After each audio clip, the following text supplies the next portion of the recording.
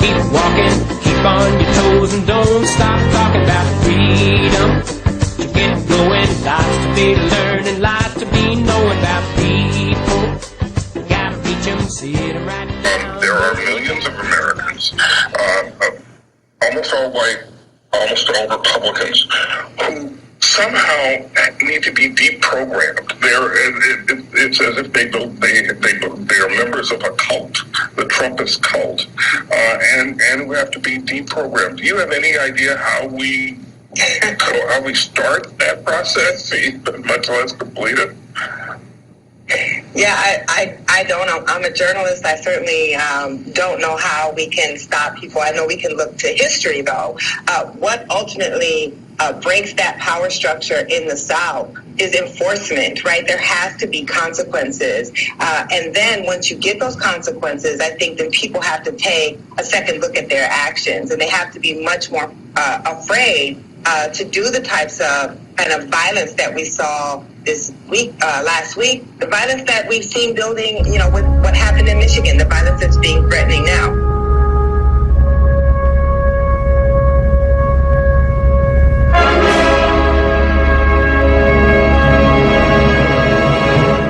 Want to get it off your chest? You're in the right place. They accuse this show of being run by boobs. Well, let me tell you something about us boobs. We're real and we're spectacular. Want politics and fun, sprinkled with a lot of laughs? Heard in every state in the Union and 770 cities around the world. We just put 12 years of broadcast excellence into the can. Now in our 13th year, the Dave Weinbaum Show is streaming live right now.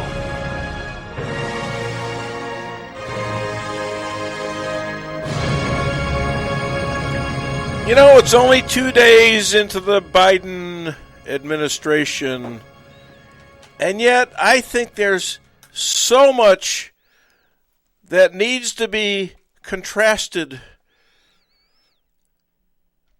from Trump's last really official speech,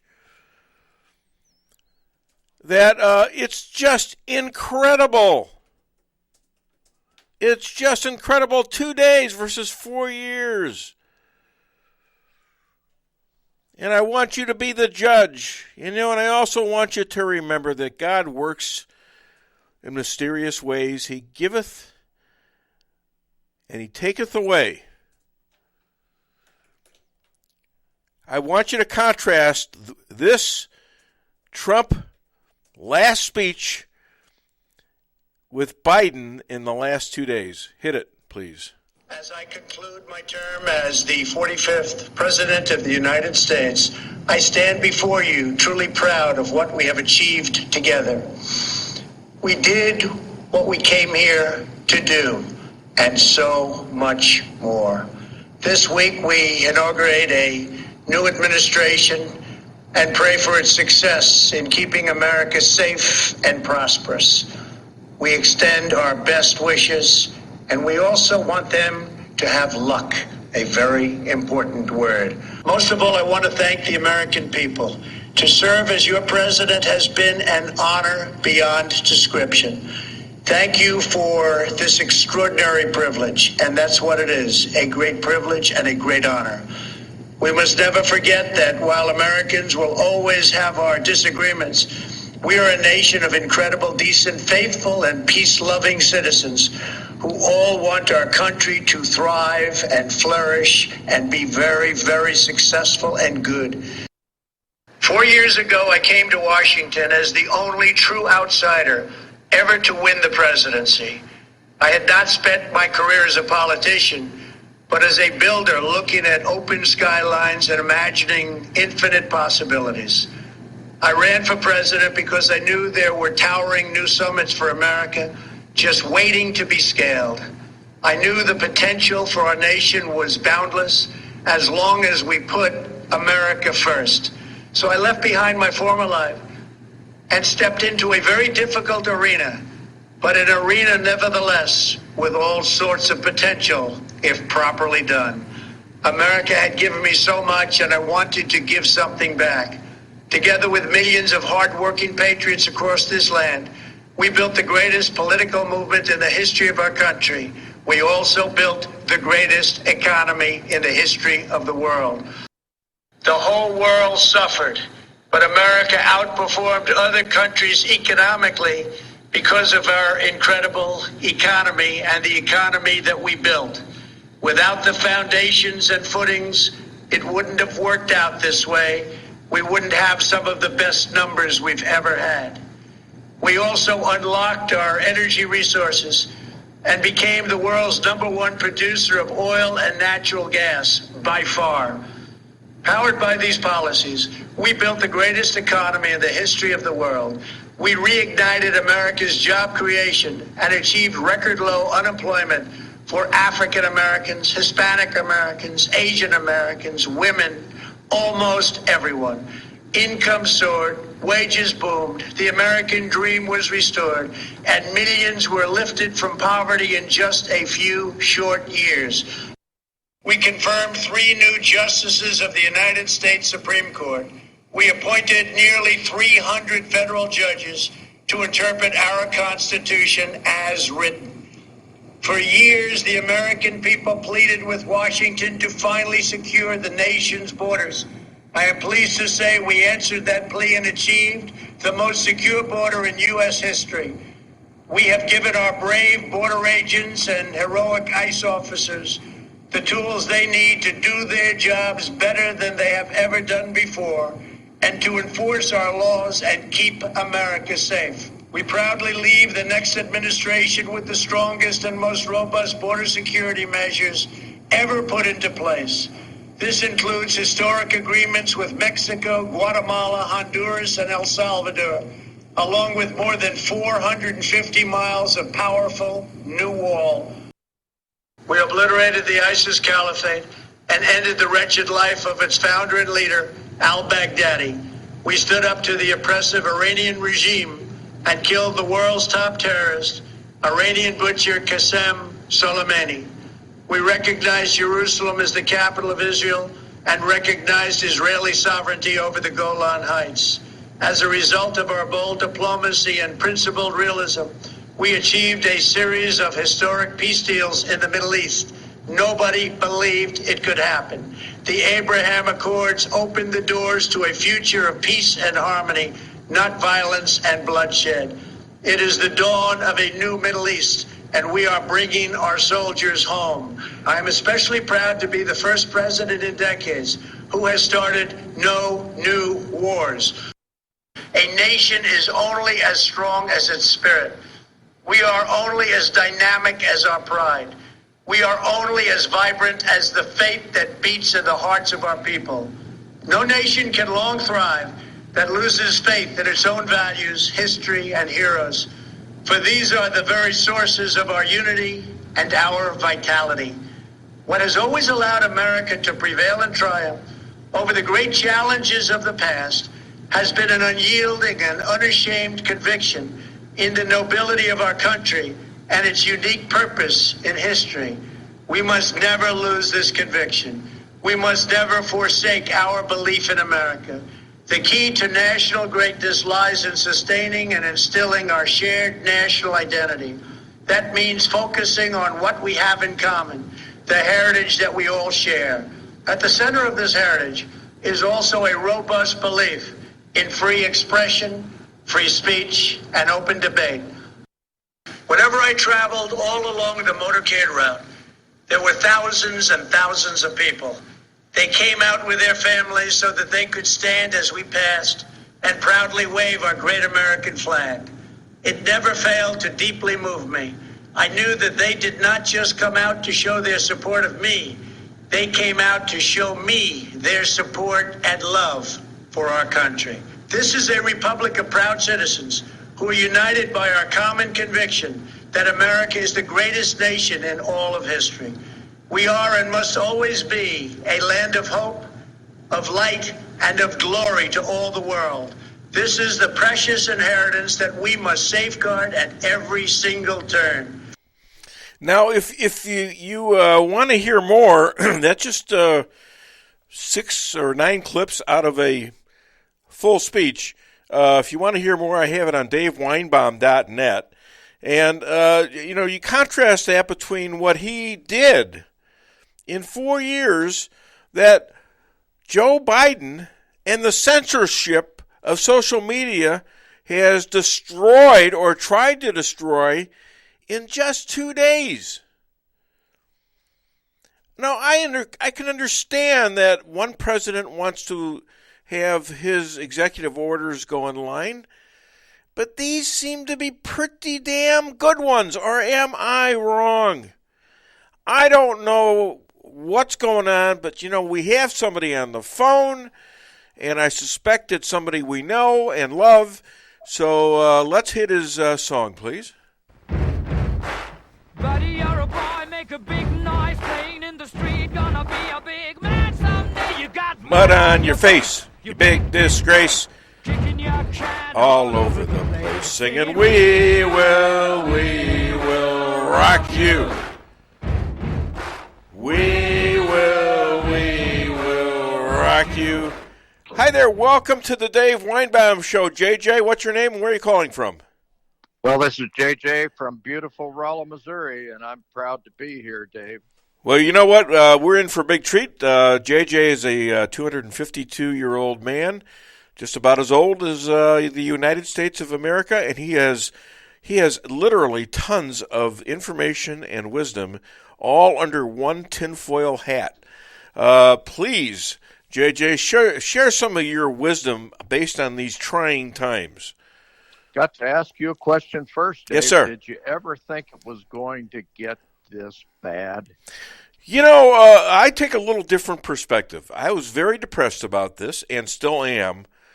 However, I see how stupid and arrogant the Democrats are as to going on and being on the record to destroying these, millions of jobs right off the bat, to calling 80 million plus Americans dangerous and terrorists, domestic terrorists, to see what they're doing. And I'm almost like saying, well, this has to be obvious to a lot of them that this is horrible stuff they're doing to the country. Well, indeed. And, Joe Biden, 46, our 46th president, who's likely to go down in infamy. First thing he did, first day, signed 17 executive orders. And I won't list them all, but I'm going to hit the high points. This guy, first shot out of the box, killed the Keystone Pipeline, defunded it. In the United States alone, that's about 11,000 jobs. 8,000 of those are union jobs, and these are prevailing wage union jobs. Now, that's just in this country. The Canadians are due to lose a lot of jobs as well, since this pipeline goes across their territory. I'm sure that the Canadian Prime Minister is going to be having some talks with the Biden administration. But, why would Biden do that? He's bending over backwards to the wacko leftist environmentalist, which is at its core is a communist. Paris Climate Accords, he's talking about getting back into that thing again. And what's odd about that is, that's some flawed legislation, badly negotiated legislation. There is no assurance that China, India, Russia will honor their commitments in that accord, and so far they have not. Only 7 out of the 185 countries that have signed on to that thing are actually on track to follow that accord, and the United States happens to be one of those, even though we're not in it. There's this guy's talking blanket amnesty for illegals. Come on, Joe. There's already caravan headed through Guatemala. I headed up here to do just what they did prior to Trump. Raid our borders, flood our country, go immediately on welfare. Yeah. And what about those people that have been in line for decades to get into this country legally? What about them? Are they the fools in this thing? He's going to refund Planned Parenthood. Now, in 2018-2019 fiscal year, 345,000 dead babies. And we're going to fund that? No. Going to refund sanctuary cities and the COVID package. Now, this is the one that really disgusts me. Every time the House comes up with a package, you can be sure that there's nothing good in it for you. $1.9 trillion. Guess what? $350 billion of that is for state bailouts. Yep. These same Democrat states that allowed rioting, these same Democrat states that refused to cooperate with Donald Trump in any way. Yep, we're going to bail them out. $15 minimum wage. Well, you happen to be an entrepreneur. You know what that's going to do to your business. Yep. Guy's going to rejoin the World Health Organization. Give us a break. Transgenderism again in the military. You know, we just got rid of that. And here we are back in it again. This whole 17 things that he signed are nothing but the wacko leftist liberals' wet dream. And the man is foolishly going on with that. You know, the foolishly is something that you attribute to him. And he is a fool. And he should know better. He's been around for 47 years. He should know better than this. But he doesn't. Dave, the man is a puppet, and someone else is pulling his strings. He doesn't have the mental acuity to initiate any of this stuff. Exactly. This is all coming from those behind the scenes. But do you see pull back the curtain? You see the contrast? And it ain't Joe. JJ, do you see the contrast between him and the accomplishments of the Trump administration, whose treatment by the press was viciously hostile every single day? But Trump faced them every single day. He fed them every single day. He fed them the ability to be nasty to him, but answered their dumb questions for the most part every single day. Biden got 3 questions in a damn while he's signing the things with a mask on, and then kicked them all out. All right? Well, yeah. They're going to miss Donald. They already missed. I guarantee you, they already missed Donald Trump because they got no. They're not going to want to step on Biden. What are they going to do with the guy? Have you looked at his new press secretary? Oh, yeah. Kayleigh McEnany was an amazing woman for Trump. Yeah. Did a great job. The new gal, I forget her name. Jen Psaki. She's a very forgettable person. She's a political hack. Political hack. Say it again, Dave. She's a political hack, Psaki. Yeah, no question.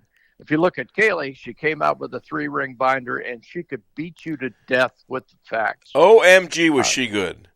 And this gal comes out and blows smoke. I've had smoke blown up my butt before.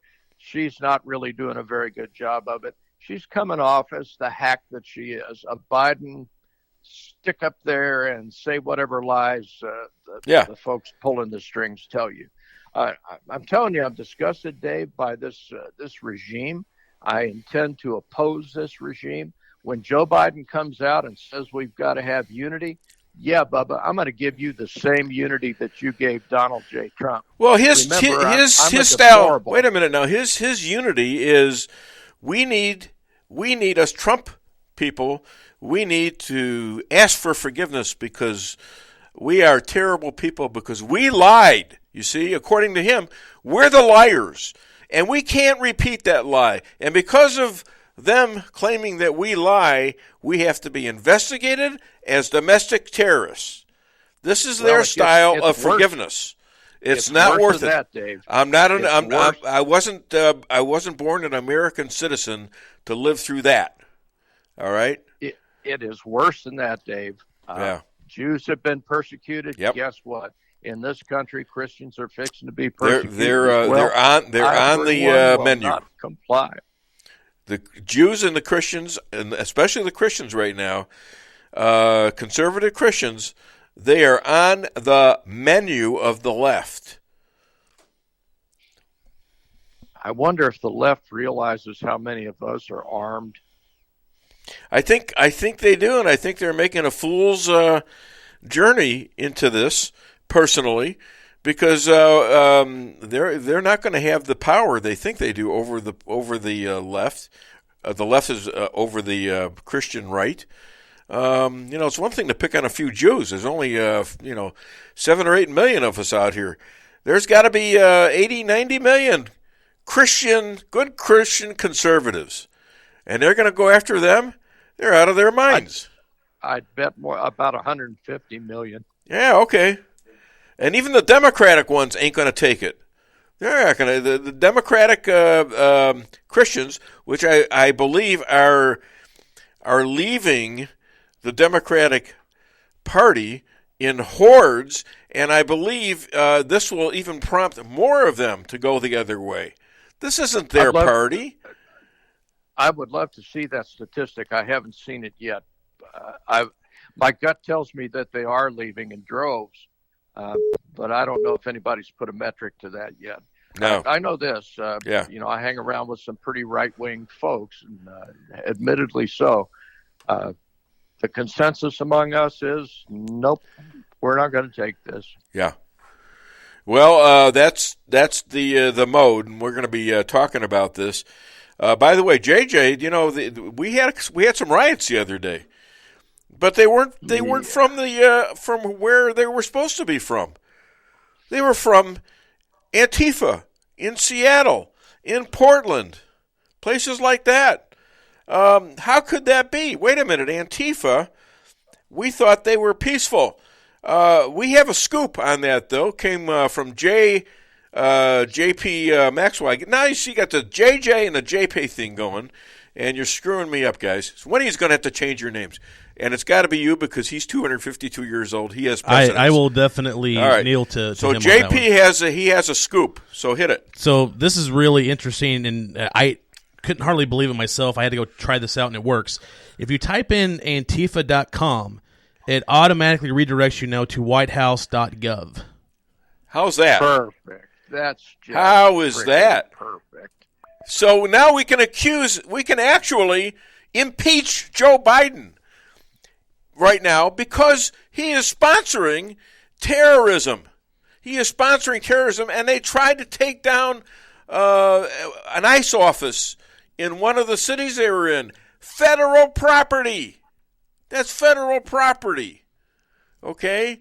So we've got an impeachment worthy of Joe Biden now. In fact, one gal in Congress has already put in her 2 cents on it, and she's obviously not going to win, but why not? Why not put it out there? He is unfit for the presidency. I agree with that. And, the left has supported BLM and Antifa, sometimes actively, sometimes passively, but has supported them nonetheless.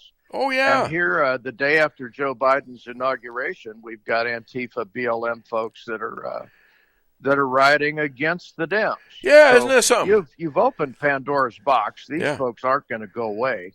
And now what do, Dems? You continue to support them? Oh, you put them right there in the White House. Oh, my gosh. Right there. When you go to Antifa, you're going right to the White House. That's where it is, no ladies and question. gentlemen. Now, one last you heard thing, it on the Dave Dave, Weinbaum show from J.P. Maxwell. And you did well, JP. Yes. Thank you. One last thing. The You're not Hunter getting a raise, Biden though. scandal. Huh? We've got a brand new attorney general coming on. Yeah. What do you bet this thing gets shoved under the carpet, never to be seen again? Oh, well, I think it's pretty obvious. This guy's supposed to be, he was almost a Supreme Court justice. Merrick Garland. He was Obama's nominee and didn't make it, didn't have the votes. Here's what I'm interested in. The impeachment of Donald J. Trump. And I'll tell you why I'm interested in it. They got to delay it now because they got to give him time to hire his lawyers. He's hired a pretty good lawyer from what I understand. And they got to give him time to prepare. And, quite frankly, if I was Donald Trump and I'm thinking to myself, yeah, I might like a month-long trial where I can just dump everything on these people. He knows he's innocent. The world is beginning to, I think the Dems are starting to back off of this thing. I think it's a disaster for them. It's a disaster for their new president. But if anything, I'm seeing this as a plus for Donald J. Trump, who can plead his case and contrast what the Dems did to him versus what they accused him of doing, which is BS. Yes. Okay? Dave, this what do you man think? has outthought them.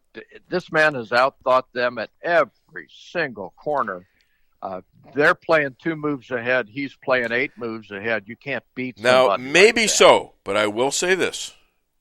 As a criticism.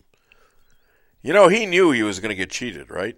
He knew that this fraud mail voter deal to people who didn't even ask for him, he knew this was going to happen. He knew it.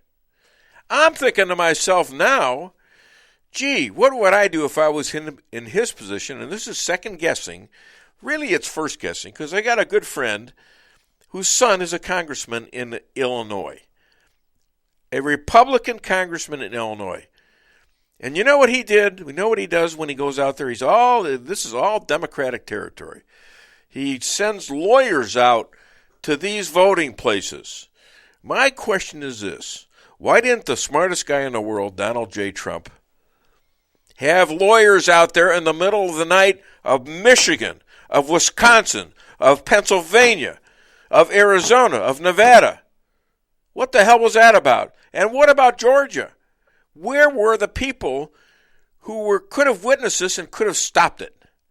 Now, well, they wouldn't let the Republican observers in. What makes it's you think they would let the it's one thing lawyers to talk about Republican observers. It's another thing to talk about Republican lawyers. It's another thing to try to get them out, because that would have been a problem.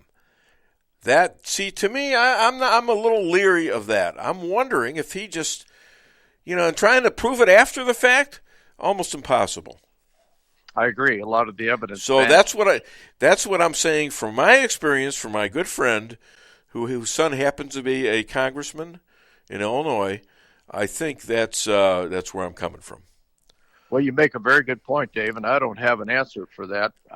If you guys, you know what? Is, that's a lead-in right into the show. I want somebody to answer. Where am I wrong in this? Where am I wrong?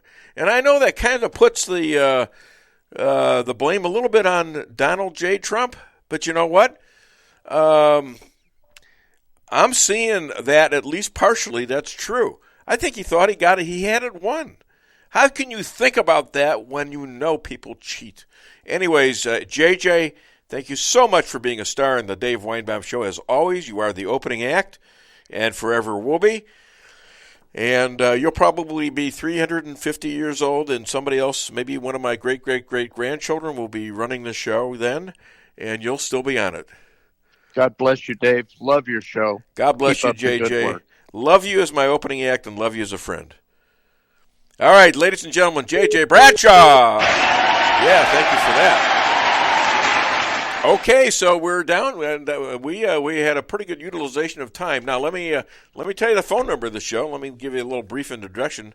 Welcome to the show. My name is Dave Weinbaum. I'm here with radio legend. He's come up to that level now. J.P. Maxwell. Hi, J.P. Hey, good morning, everybody. Good morning. And here with my lovely, beautiful wife, Lisa Ann Weinbaum. I got to leave out the Strouser now if I just want to leave it at law. Hello, honey. How are you? Hi. I'm pretty busy over here, but Yeah. Good morning. Good morning. Yeah. Yes. So are we? We are now streaming live on Facebook. Yep. And we Everything already have a going comment okay? on here, actually. What's that? We have a comment on here Okay, already. we're going to get there right away, but I want to give my phone number first. The phone number to call the show, 573-578-2700. and get it off your chest. Okay, come on. I'm getting it off my chest today, and I think we're making some headway. I think when you see what they actually are, when you see it's just brought out there in contrast to what we had, even the liberals got to be saying, "What the hell did we do?" All right, go ahead. Who do we have on? So Pamela Tanner on Facebook. So she said Epic Times has an article out today, or report, that China is building a pipeline from Siberia into China, and Biden stopped the pipeline here under the guise of climate control so that they could do theirs. More evidence that we were sold out to China by Biden. Very interesting. Very interesting. We'll have to put that on the website. And then she calls Jen Pasca Raggedy Ann is her nickname. Raggedy for her. Ann. So there you go. And I think we had a caller beep in when JJ was on the line. Yes, so. You want to hit it? Yep. See, we've got the rabbi coming up, and we've got another great interview coming up with Bill Hardwick. He's going to come into the. He's actually going to be live here, and then we got Dr. Amy Cooper Hakeem to fix all of our worries and problems. So we'll be Good morning, Dave. Well, hello there. I don't know who this is, but welcome to the Dave Weinbaum Show. What's your name, and where are you calling from, Adolph? There you go. You got it. I got it. All right. What's up, my friend? Yeah, you got it. Oh, hasn't this been a fun week? It's been an amazing week. It's been sad, but it's depressing and all that. But still, we're here. We're still alive, and we're facing an America that's looking a lot different. We still do have a very, very close population in the Senate and the House, and we've got the evil people revealing themselves. So how bad is that? Well, look at it this way. The Democrats are getting their wish. We're going to see $5 a gallon gas. Unemployment's already on the rise. Oh, yeah. Yeah, unemployment, I mean, it's just, the list is mind-boggling. It's just mind-boggling what they've done. Well, they just threw, 30,000 that we're working on, or 12,000 that we're working on this wall. They shut that one off. And you've got the pipeline, that's 11,000, but they also closed down any oil that might be gotten out of federal lands, which we were doing. That's over 1 million jobs right there. Well, the interesting part about the pipeline, the Keystone Pipeline, is they're going to ship oil from there anyway, but they're going to ship it by rail. There's never been a leak in a pipeline, or an oil pipeline, the Keystone Oil Pipeline, but there's been 4 train accidents in North Dakota, some of them very severe, that leaked oil all over the place. So, duh. Well, they can't think. But they're going to cut it significantly. They want to go another way. Now they're on the Paris Accords. What good does that do to us? What good is that? It's going to cost us a fortune, billions and billions of dollars. Your taxes are going to go way up. The stock market taxes are going to go way up. Your dividends and your 401ks are going to take a dip. I think we're going to see evidence of that very soon. Just today, even you're probably going to see some of that. Although it's hard to calculate that on a daily basis. It really is. I figured out how I can help some of the people. How's that? Well, you remember that dinner we had, and we drank that wine, and I saved that bottle. Oh, wow! So I put a note in it. Yeah. And I'm going to ship it to Hawaii.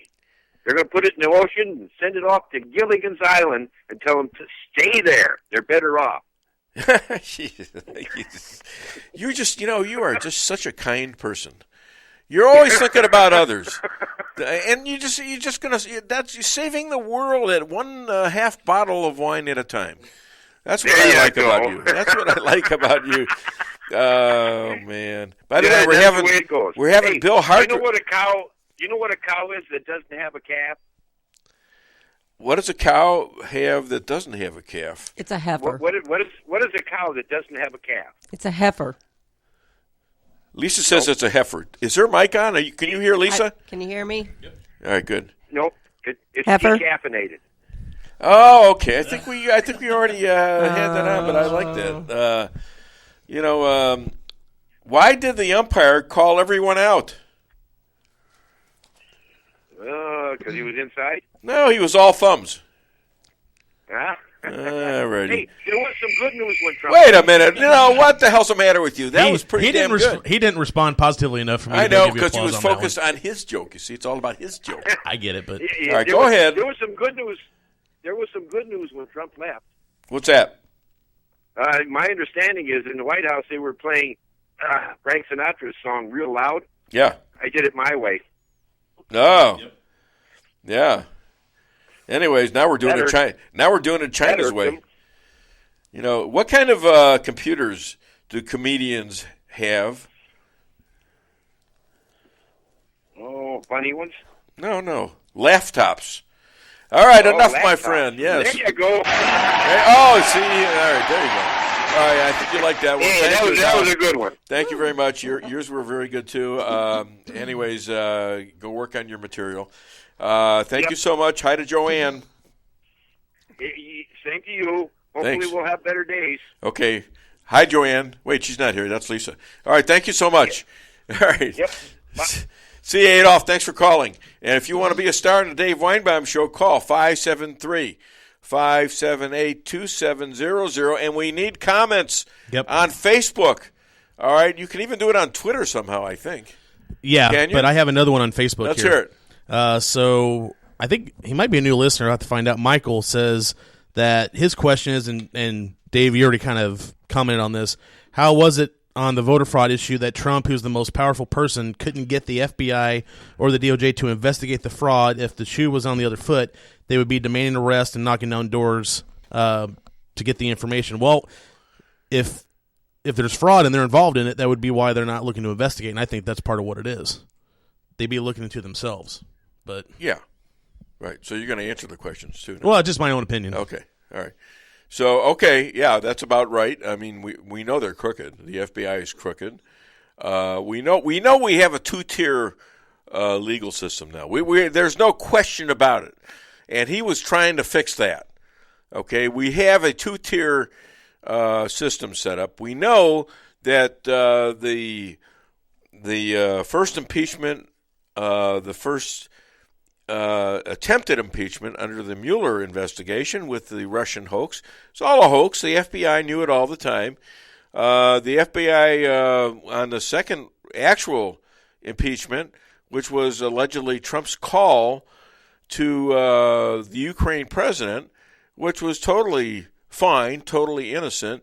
We also know that during that, or before that, Joe Biden had a taped interview where he was telling the story about how he demanded that the prosecutor of his son and the company he was working for, that was a Ukrainian gas company, Burisma, he demanded that they fire the prosecutor, right? And they says, well, we'll just have to call the president. And he says, call him. All I know is I'm leaving in 6 hours, and if you don't fire that prosecutor, you're not getting the $1 billion from Congress. The $1 billion from us, okay, which is what he's saying. All right, hi there. Welcome to the Dave Weinbaum Show. What's your name? Where are you calling from? This is Chester from North of Well, hi, Little. Chester. How are you? I am fine. You're coming in loud and clear. Great. But I want to answer your earlier question about you're saying that it's partly Trump's fault. Yes. No, and here's why. The one thing Trump did do very well is he has completely, finally, 100% beyond anyone's shadow of a doubt, exposed the corruption and the broadness of the deep state. Lawyers could not have changed a thing because this is not a matter of law. This is rampant corruption. The governors and their secretaries of states are the criminals here. The Justice Department dropped the ball because they backstabbed them. They slowballed everything for 4 straight years, and in the end, Barr revealed himself to be the fraud just like the rest of them. You have every level of you had the what's his name, the Homeland Security chief for security, for electronic security, comes out there and testifies to Congress that no, this couldn't have been a fraudulent election. Right. Everybody in the deep state came out, and our wonderful Supreme Court has exposed itself for the useless fecklessness of itself. Mm-hmm. And not only the Democrats, which we knew what they were going to say on Congress, but also half the Republicans exposed how feckless they are.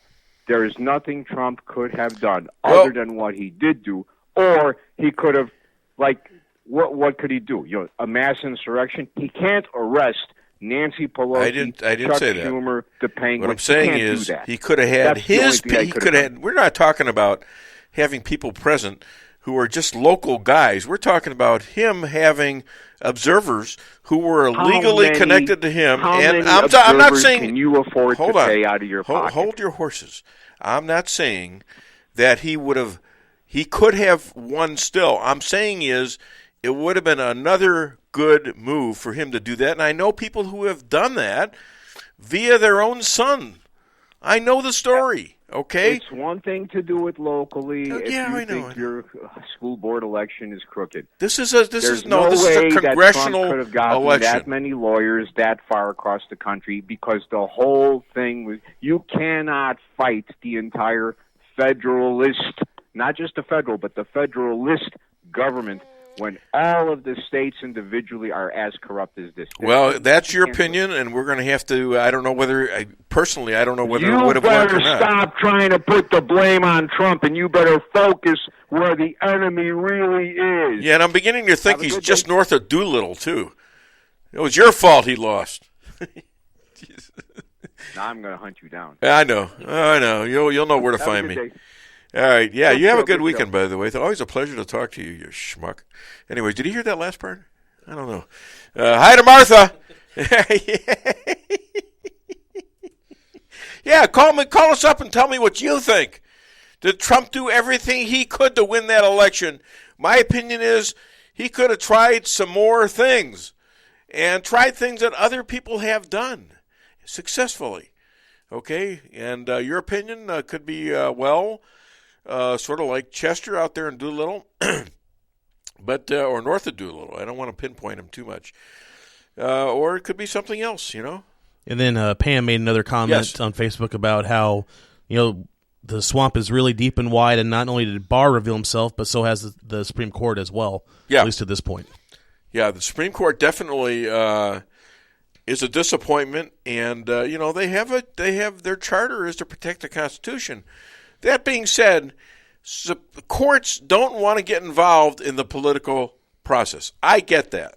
And I think Trump got that. And I think that's why he needed to fight them. And this is not fighting them on so much a court basis, having lawyers there. This is fighting them on a political basis, having lawyers there, okay? This is both. And I believe that, if they had lawyers there, they had people there, they had overwhelming amounts of people there, you needed to do the same thing. You're the President of the United States, for God's sakes. You could have done a lot more, in my opinion, and we might have a different result, but that's Katie by the door. Now the question is, what are we going to do about it? What are they going to do about it? What's God going to do about it? And is God going to do anything about it? Except maybe give us a little guidance as to what to do. Let's hear from Pastor Pat, and let's her call the show, and we'll do that.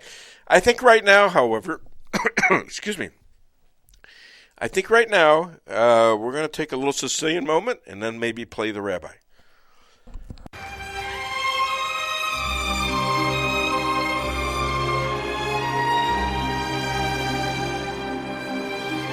Did you hear about the polite hitman? Yeah, he had a welcome mat in his trunk. Forget about it. What are we going to do? We got to be nice. We got to be nice. We want unity. We want unity in this country. We want, like Biden wants, we want unity. And by that, you be nice to your enemies. You might want to take them out. But, you show them a little respect. you give them a little bit of respect, even if it's the last respect they're going to get. Okay? So don't forget about that. That's a good lesson for you. All right, so now we're going to take care of that, and we took care of now we're going to take care of the rabbi. So hit it. Yeah, 1 second, Dave. You were talking to another rabbi? Sounds like you're cheating on me.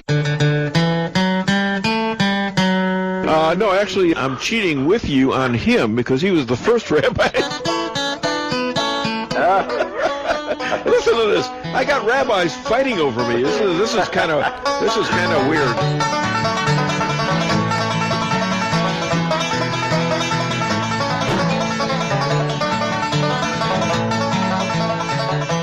Ladies and gentlemen, second most powerful in Israel in his own home, according to his wife Yonit. He's a future rabbi to the Trump Third Temple golf course, hotel, casino, and spa. And he's the official rabbi to the state of Missouri and the Dave Weinbaum Show, all the way from Efrat, Israel. Please welcome Rabbi Moshe Rothschild.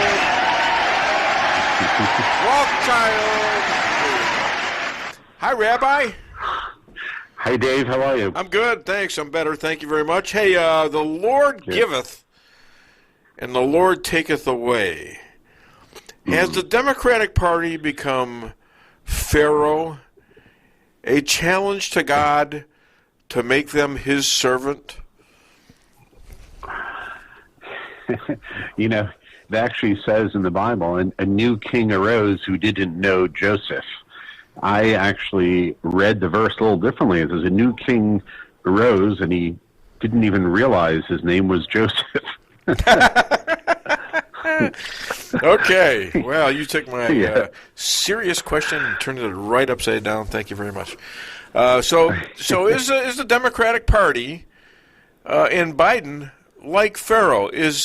Because that's what God said. Didn't he? He says he wanted to make Pharaoh his servant. Yeah. So okay. You're equating Joe Biden with Pharaoh? I'm equating Joe Biden and the Democrats with Pharaoh. Joe Biden with Pharaoh. Because they are servants of God, and God needs to get them in line. Yeah. Well, it might take 10 plagues, but it could work. Okay. All right. Well, I think that's possibly coming. They've already signed off on a bunch of plagues by getting rid of a bunch of Trump policies that are going to hurt immigration. They're going to hurt energy. They're going to create our relationship with Iran, possibly kill the Abraham Accords. Yeah. They're going to raise our taxes. Okay, you get it? Yeah. Already, they're performing these plagues upon us that God is witnessing. Oh, I don't know if you saw, but immediately here, when David Friedman, the U.S. ambassador to Israel, left his post, the Twitter account was changed. It said the U.S. ambassador to Israel, the West Bank, and Gaza. I saw that. Yes. Yeah. Yeah, but then they switched it back. They claimed that it wasn't that it was a mistake, and crazy. Hey, how will Trump go down in biblical history? He will go down as one of the most, not one of the most, the most significant U.S. president vis-a-vis the relationship with Israel, vis-a-vis advancing the peace process here. He's done more for Israel in the international community than anybody. Though he won't be forgotten here. I mean, we have a town named after him called Trump Heights. He's not going to be forgotten here. We're just sad to see him go. You know, Trump fought against anti-Semitism like no president ever. And he's begging Biden, please don't screw this up. And it doesn't seem like they're listening to him, do they? Are they? Yeah, they're not. And it's amazing to me how they talk about unity, and then in the first 5 minutes of his presidency, he's trying to tear everything down. If you want unity, hey, let's have a discussion. Let's see where things are at, and so on and so forth. Unity doesn't mean, hey, let's talk about unity and just tear everything down. And that's really, it's very worrisome. I don't know if you saw today, and Antifa, they destroyed a Starbucks, a historic Starbucks in Seattle in an anti-Biden protest. It was just on the front page. And an Amazon store. An Amazon Express store. Yeah. Now Antifa, they're Joe Biden's problem. Let's see what he does. Well, they're the I thought they were the partners with the Democratic Party, along with BLM. They destroyed some buildings. They attacked cops. The Democratic. Why hasn't Biden been impeached for this? The Democratic Party, they propped them up, and now they use them as a tool, and now they're going to pay the price because now they got to deal with them. Yeah, they gave them a place. Hey, Rashida Tlaib says Israel is a racist state. So now somehow she's backtracking on this domestic terrorist thing. Last night on one of the talk shows, a gentleman said that she is backtracking just in case she gets placed in the form of a domestic terrorist. Isn't that interesting? Yeah. Well, she should be a domestic terrorist for inciting violence. Calling Israel a racist state because of her. She said that we're not giving the vaccine to the Palestinians. I mean, which is insane because they want autonomy. We gave them autonomy. They run their own health care in the Palestinian Authority, and then they come begging to us. They use all their money to pay terrorists. Salaries, and then they come to us because they have no money to buy vaccines. No, thank you. There you go. Hey, Ted Cruz warns that Biden's Iran policy, going back and restarting the Iran deal, great deal, by the way, could threaten Israel's very existence. Absolutely. I mean, that is our biggest fear here. Iran is an existential threat to Israel. Obama and Biden, as his vice president, they gave Iran a pass to the bomb, and of course, Iran they were thrilled when Biden became president. They want the sanction of the United States in their pursuit of an atomic bomb, and if he re-enters that, it is bad news for Israel. And the generals here in Israel, the IDF, the Israel Defense Forces, have already given 3 different plans to our prime minister in case we need to act against Iran alone. So we'll have to watch that. It's very worrisome. What do you think Bibi Netanyahu really thinks about Joe Biden? Because he's acting very friendly. They know each other. What do you think? Right. Well, I think had there not been a Donald Trump, I think, Biden would be, somewhere, in the middle vis-a-vis his stances towards Israel and so on and so forth. The problem is he's following Trump, who was the greatest president for Israel ever, and Biden, to carve out a place for himself, is going to go back to old failed methods in the peace process here. And so I think Netanyahu is worried. But, Netanyahu is more worried about the election in March because, his party is down a lot. Yeah. So, well, they're down now? Look, they're down to 26 seats, 28 seats. I mean, in the previous election, there were 30-something, Yeah. So, and it doesn't look like Bibi will be able to form a government. It might go to some other right-wing party. We don't know. The right-wing parties are for sure in the majority. Just the question is which one is going to be the leading party. That's interesting. Hey, Rabbi, other than DaveWeinbaum.net, where can people find and contribute? They can go to our website, IsraelAlliance.org, IsraelAlliance.org. We'd love to hear from you. My son connived me into going to Jamaica a couple weeks ago, and what I noticed there was a lot of senior disco veterans in Jamaica. Yeah, they let themselves a go-go.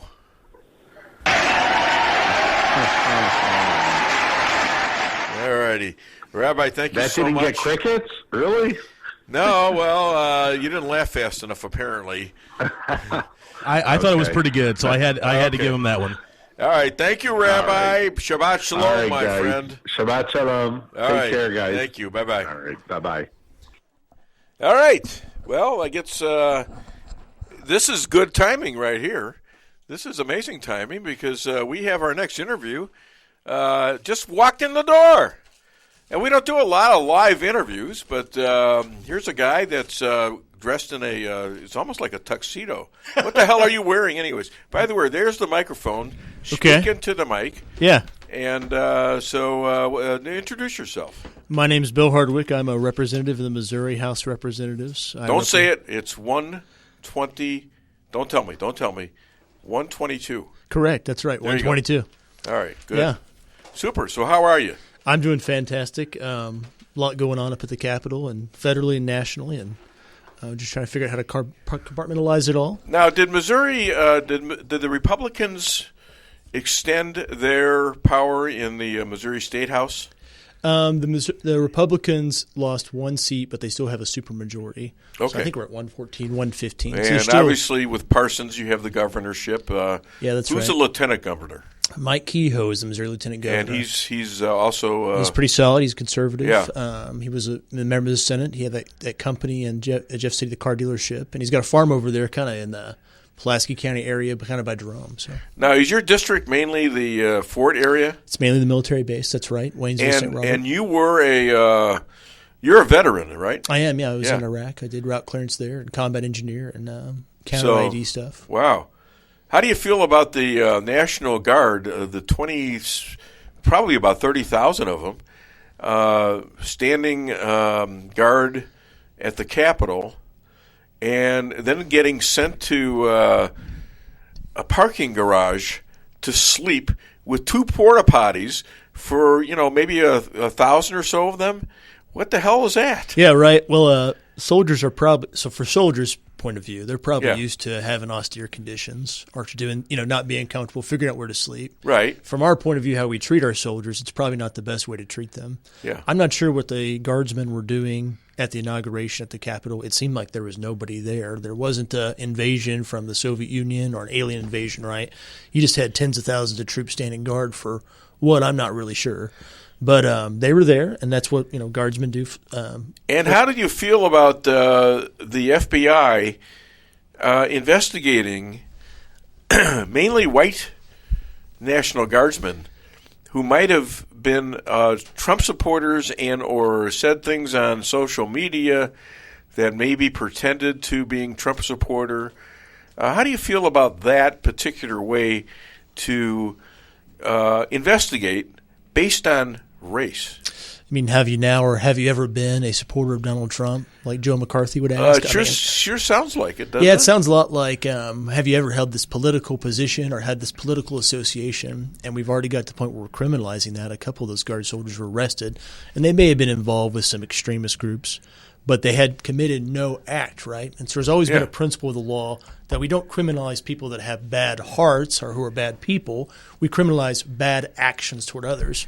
But now it seems like we're going down a road where we are criminalizing, we're definitely punishing people that hold beliefs. And that's pretty frightening, right? That's, in the piece I put out, I said that. By the way, how rude can I be? Even just interrupting you, how rude is that? But secondly, how rude am I? Because I just thought of this, and I said, I got to say something here. Because I want you to meet J.P. Maxwell. Hey, J.P. He's a producer of the show. How are you doing? Nice to meet you. This is my lovely bride, Lisa. Hello, Lisa. How are you doing? Yeah. Weinbaum. My Facebook friend. Or she calls it the law, L-A-W, Lisa Ann I hear Weinbaum. You. Lisa. Yeah, there you go. Pleasure. And she has gratefully gotten up and moved from her seat, her crown, and her throne, and made room for our guest. I'll vacate shortly, yeah. There you go. And by the way, Bill here is a lawyer. That's right, yeah. Missouri Law School. I love talking to lawyers. I don't know why. I can't stand them. I didn't say I liked them. Did I say I liked them? I said I love talking to lawyers. Them. Right, you don't hang out with them. Yeah. Well, no, I used to hang out with a lot of them. I had a really good friend who was a lawyer. Tell you a story about him. Was getting my last divorce, hopefully my last divorce ever. And, stop it. And I had a lousy lawyer. I won't tell you who he was. He was out of Springfield. It was just terrible. And somebody said I ought to try this guy up in St. Louis, a Jewish guy. And so I went to him, and he's a famous lawyer and all that. He says, I really don't want to go down to Rolla and try a case. And I said, okay, fine. I said, do you know anybody? Yeah. I said, I know a guy perfect for you. The guy's name was Chuck Tote. I don't know if you ever heard of him or not. I don't know Chuck Tote, no. Big divorce lawyer. And went and meet this guy. But I had done, you Google him and stuff like that. And, he seemed like he was okay. Spelled his name T-O-D-T. So I'm looking at this, and then I go to, and I said, no, there's can't be any connection, right? And I says, by the way, Chuck, did you know a guy named Franz Todt? He was like a Nazi? He says, Uncle Fritz. I says, what do you mean, Uncle Fritz? He says, well, he was the guy that, he was the main arms guy. Todt Industries, and he invented the Autobahn, and he was second in command to Adolf Hitler. I says, do you understand that I'm Jewish? He says, no, yeah, but that was, a long time ago. He was actually the second in command, and if Hitler had died, he would have been the commander, and he had no male children. He actually invited me when I was 8 years old to come. It was 1941. He says he invited me to live in Germany. He could have inherited the Nazis. And I'm sitting there saying, and you want to be my lawyer? He says, hey, just check me out. I'm fine. Well, eventually we became very good friends, actually. He's been on my show. I've been at his house and stayed at his house, and we became real good friends with his wife, Alice, and all that. I actually was one of those who gave a eulogy when he died back in it was about, 5-6 years ago? Probably. Yeah. I actually gave a eulogy in a Catholic church in South St. Louis. Now, I've grown to know, and Chuck was a Catholic, and I have very good Catholic friends. Right. But we're not exactly very popular amongst some Catholic priests. And this guy, I could tell him, give me the evil eye. The priest that was there, he was kind of looking askance at me because I'm up there preaching from his pulpit. All right, and I tried to be as nice as I could and all that, but, that's a problem for me. Anyways, that's my story, and I'm sticking to it. That's a great story. But we got along together great. I got to the point to where I was so used to getting divorced, I did my own divorce. In front of him, in front of her lawyer. We signed a 10-point agreement. A settlement, yeah. Yeah. And he said he'd never seen anything like it before. Anyways, so let's get back to what's going on in the world today. Biden wants unity. He wants us to be united. And yet he's saying, if only they'll stop lying. What are we lying about? Speaking of marriage, if you want to have a unity in your marriage, I think you have to listen to what the other person has to say. But if you say, hey, we're going to have a unified relationship, you can't say... I can't see Bill. Honey, you're blocking him. Somebody, your wife has eclipsed me. So you can't say, hey, everything you say is crazy. You're a nut job. Sit down, shut up, now we're unified. That doesn't seem to be unity to me, right? Yeah. To me, if you really want a unified household, you would say, what is your point of view? Okay, now maybe I don't agree with it, but let's talk about it. And let's figure out how we can all live together. That's the pathway to unity. But the unity that I see right now and here at the inauguration is 50 million Americans are insane. They're gaslit, right? They're morally inferior. They're intellectually inferior. And we'll go off that premise and we'll call that unity. I'm hearing, that doesn't seem like what I'm hearing when you're saying 50 million, I'm hearing 85 million. Yeah, it could be. I mean, so I took more. Yeah, that was I took a statistic of 75% of people who voted for President Trump feel that the election was invalid somehow. So even if they're all wrong, let's just say for the sake of arguendo, all of them are incorrect. They've been misinformed. They have a alternative factual universe. the fact remains that all those people truly believe that, right? Yeah. And so the only way to unify the country is to address their concern. And there's a good percentage of Democrats that's right. who think it was fixed. I think that's true. I mean, I think maybe it's 25%. It was I mean, it was strange to observe, right? It was a really strange election. On election night, we all felt that Donald Trump was winning. There's a huge gap. And then it just seemed like such a rapid turn of events. It was almost too fast to process. No, I brought up this subject earlier, and I was dissed by one of my callers. Very disrespectful, Chester. And he said I was full of it and all that. But I'm saying is this, and I just thought about this yesterday because I actually talked to the fellow that was the head of Trump's rally team. He's a friend of mine, Joe Alexander, who's going to be on the show next week, of all things. He's out of a job. So this should be interesting. Yeah. And I asked him, I said, so what's going on? Why did Trump lose? He says, well, it was a cheat and all that. I says, well, yeah, but, I have a friend whose son is in Congress, Rodney Davis. He's in Illinois. And he's in the National Congress, and his father, because he's in a political area where Dick Durbin is and all these other Dems are, he sends lawyers to the pollsters, and they watch him. Not the average schmuck in the street. The lawyers do this. Okay, why didn't Donald Trump, knowing full well that they were going to cheat on him, knowing full well they were sending out ballots to anybody and their mother?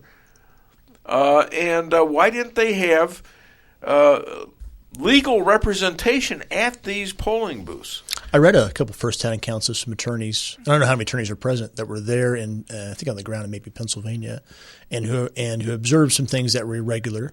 And then while they're sitting there outside the polling station, the attorney types a brief up, right? Yeah. Asks for the Republicans to be able to be available for the counting of the ballots also, and they go to federal court. He's representing the Republican Party and their candidates, and there's a Democrat Party and their candidates. They make certain promises. The judge says, okay, promises are made. I dismiss it because you guys have an agreement, right? And they go back, and according to this, promises are gone. That's correct. According to that lawyer, that none of it happened. And they call the cops, and what do the cops say? They say it's not a civil matter, right? We aren't getting involved in this. This is after they laugh like crazy. Right. Yeah. And so, and that dismissal was counted as one of the frivolous lawsuits that's dismissed, right? So yeah. So. All right. Are you singing, or are you? Do you have another interview you have to do in between mine? Yeah, I always triple book myself. Yeah, you're a popular guy. I got to tell you. Let's talk a little bit about the cancel culture. We've got Harvard is now canceling degrees of Trump supporters, which is bad for you, I understand. Forbes is out, has the opinion out that Trump workers should not be hired, although Forbes himself got out there, and Steve Forbes, and said, well, that's just one opinion. We don't agree with it necessarily. I mean, what are they going to do? Issue an op-ed by somebody named Adolf Hitler and say, let's kill all the Jews, and anyone that doesn't like it, we kill them too? I mean, is that going to be an op-ed too eventually? Yeah, I hope not. What is that, stupid? Yeah, so if we're free to disagree. Freedom means we have to be able to make our own decisions about things and have our own opinions. And if we're not, we're definitely not free. I mean, that should be something we all agree on. Freedom requires our disagreement. But it's pretty clear that we aren't free to disagree. If universities, if the Missouri Bar Association, if the courts all say you must hold these points of views, or we're not to the point where we're prosecuting people exactly, although there are people who've called for the prosecution of Cruz and Josh Hawley for sure, right? Yes. But we're to the point where we're going to destroy you. And so who's going to want to have an alternative point of view? Who's going to want to speak out? Well, that's the point, isn't it? Yeah, the whole point is that's their kind of unity. Everybody agrees with us, or else. I think citizens in China would say they have free speech. Oh, I think sure. Citizens in China would say they have elections in China. Of course they do. Right? Yeah, so that's what made us unique. Interesting. Because we had the strongest First Amendment. We had past tense. We had the strongest First Amendment in the world. When will we be forced to speak Chinese? I don't know if I could. I don't have the brain bandwidth to learn Mandarin, so I always book myself. You'll be incentivized to do this. You think I will? Yeah. I think I'll be co-opted. Yeah. You'll be co-opted, yes. It's only a matter of time. Yeah. I mean, this This is we are deep into this. I mean, we're very deep into this. We've had other. It's not like we haven't had nasty disagreements all through the history of the United States. It started in the Congress, for goodness sakes. They were all over each other. They were all screaming and yelling at each other, traitor, blah, blah, blah. And, I mean, George Washington was a criminal. He was a criminal. He was a person who was going against the King of England. And half the people that lived there believed that he was wrong. Yeah, that's right.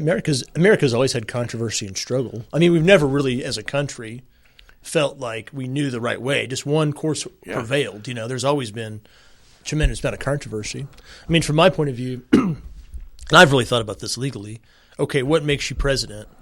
There were electors that cast their ballot. That did happen, right? Yeah. So, okay, constitutionally speaking, Joe Biden is the president. Yeah. Those electors cast their ballot. He was sworn in. That's what occurred. He's assumed the executive power. So even if you thought he did it in a way that was invalid, he has assumed that power, right? He's existing as president. Okay, Yes. So what should we do? I mean, now we have to figure out where our lines are in federalism, right? Yeah. Where are our lines in the Constitution? What points are we going to push back against the federal government? They control us through money, right? They give the states money. They control the states all kinds of ways. But where are we going to start drawing the line? And just saying, okay, we're going to define some boundaries of federal power. We're going to define some boundaries of government power, and that's kind of the process I'm trying to work through. Now they are already defined federal power. Yeah, that's right. It's called the Constitution. Yeah, you actually have a Second Amendment sanctuary country. Exactly. It's called America. It's called America. Right. Yeah. Yes. Second Amendment, First Amendment. Yeah, you have right. Second Amendment is the gun. One would think that the entire country, everyone in the whole country, has First Amendment, religious freedom, expression, association, right to bear arms, due process protections. Everybody has those things. That's right. And those we can marry whoever we want to. You sure can, Dave. Yeah. That's right. Fortunately for you and Lisa. Good thing you have no mic. That'll only be for so long. Yeah, I know. She can borrow mine if just leave it alone, JP. Leave it alone. They gang up on me. It's terrible. It's terrible. You want to hear what she does sometimes during the show? I do not. You don't want to hear it? No, you're going to hear it anyway. Wow! Did you see what she just did? How did you create that sound effect? Oh, okay. Man. Okay. And here's my response. The magic of the production. Here is my response to her. This is coming up.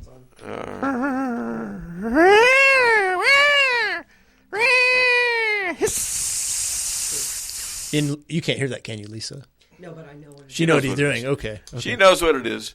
So we have fun here. It's not like, although she doesn't have a lot of fun with that. She doesn't like that. I don't know why. I have no idea. Oh, it hurts your ears. Oh, my God. So,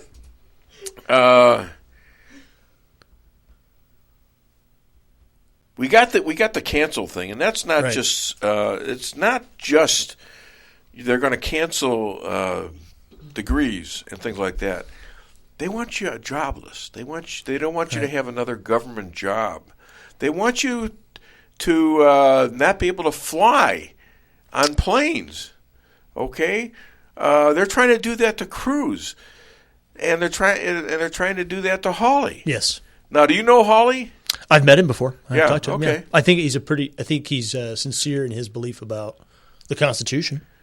I do too, and I think he's one damn good lawyer. He's very bright. That's very true. bright. That's right. And he probably did the right. I think he did the right thing. I think he did the bold thing. Exactly what you do. It's laid out, and the Democrats have all protested. Right. It's a constitutional process. Yeah. He just would have called for what was 2 hours of debate to sort of sort out what happened and figure out how we look into it, and that seems super reasonable to me. Okay. Now I got a hard interview coming up in 5 minutes, so I got to move along. Trump has been impeached by the House. Right. Now, allegedly now, JP just let me know that Monday this is going to the Senate. Mitch, I'm sorry, is he's out there saying, well, we're going to postpone it, and they're trying to get him to get rid of the filibuster. I don't think Mitch really objects to this too much in terms of the impeachment.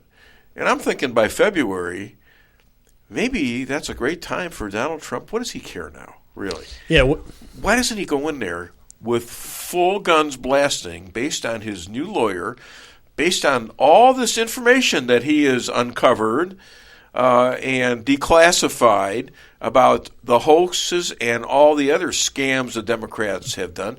Why I'm beginning to think that the Democrats are sort of getting a little scared of this, and I think Trump, if he's smart, he wants another month in Congress. He wants another month of having the whole attention of the country. What's Biden going to say? What's anyone going to say other than this impeachment and how stupid it is? Yeah, right. They'd have to withdraw the original basis for the impeachment, right? And so neither way, they're kind of. But trapped. I would demand an apology if I was Trump, or demand a trial. So the Constitution says the trial of the president will take place in the Senate. And so It's weird to me he's not the president. He's not the president. Yeah, how can he be? I don't think the trial is constitutional. But what's the punishment? He's going to be removed from office? I mean, that's the punishment available to him in impeachment, Well, that's right? the punishment if he's a president and he can't run again. And he can't run again. And that's what this is all about. So I'm not sure that's available in the Constitution. I'm not sure that exists. It is not. You have to be a sitting president to be impeached. Right. Yeah. No. But I think to be tried. I think you got a great point. He should go in there and take all the press time he can, and the more that he pumps the brakes on the legislative agenda in the Senate and the House, the more power to him. Stretch it out, baby. Go in there and consume all the Stretch all it the out, oxygen in the room. And at the end of it, announce that you're running in 2024.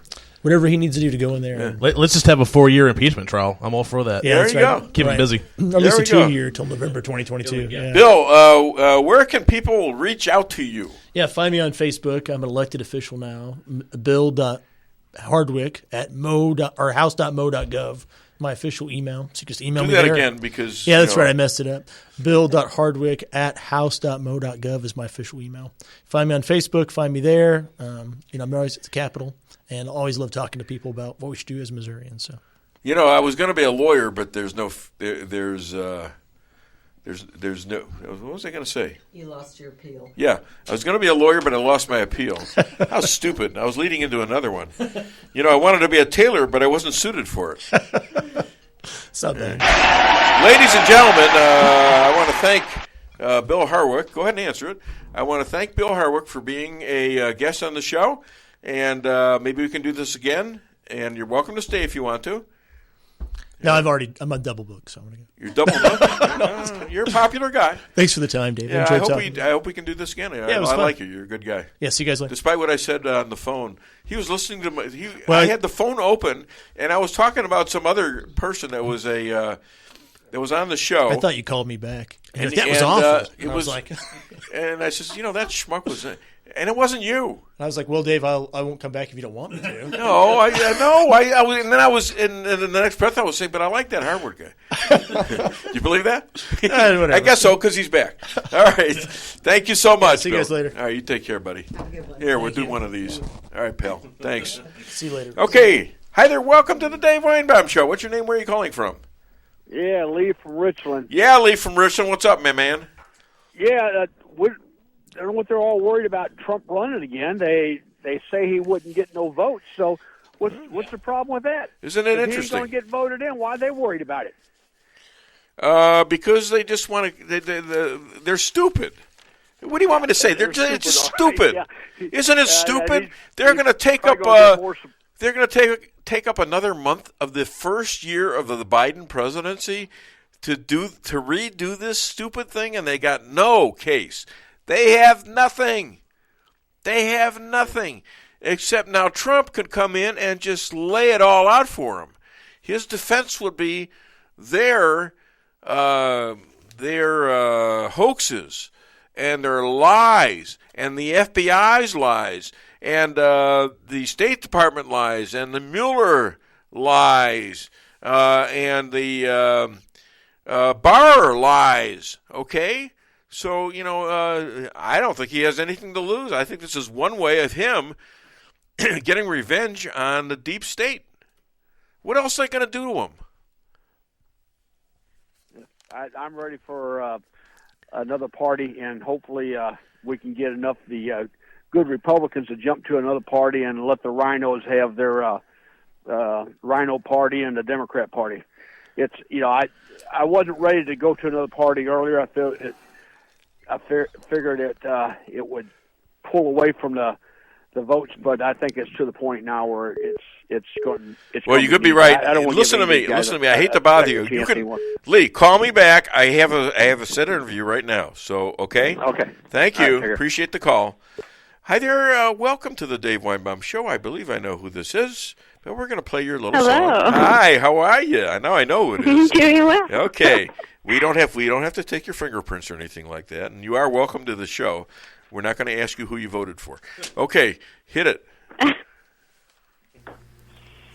From the lakes of Minnesota to the hills of Tennessee, across the plains of Texas, from sea to shining sea, from Detroit down to Houston, New York to L.A., well, there's pride in every American heart, and it's time to stand and say, I'm proud to be an American, where at least I know I'm free.